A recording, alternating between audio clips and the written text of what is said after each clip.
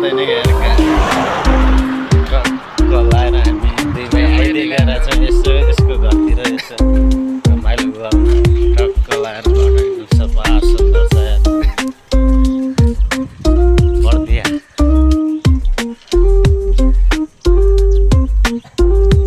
2 दिनको टुर हो हाम्रो बर्दिया बस्यो आइतिर त्यही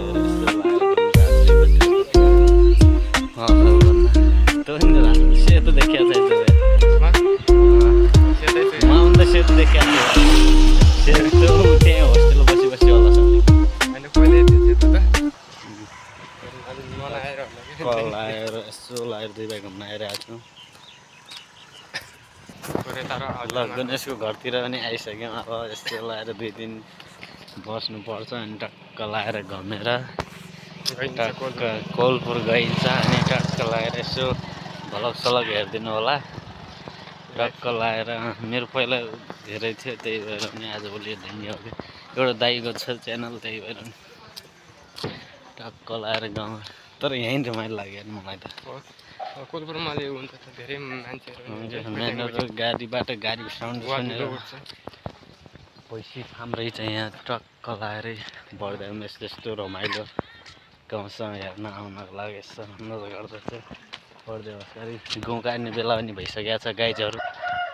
त्यही भएर यसो पिपलको रुखतिर पनि आइसक्यौँ चारतिर बाटो टक्क लाएर यसो रमाइलो इन्जोय गर्नुपर्छ अब टक्क लाएर गुनेशसँग पर्ने केटी उहाँ चाहिँ गाइजहरू टक्क लाएर यसो सब्सक्राइब गरिदिनु मनपर्छ भने यसो हेर्नु लाइक साइक कमेन्टसँग गरिदिनु होला मेरो त गल्तीहरू छ लाएर टक्क लाएर हेरिदिनु होला टक्क लाएर गणेशको घर उहाँ छ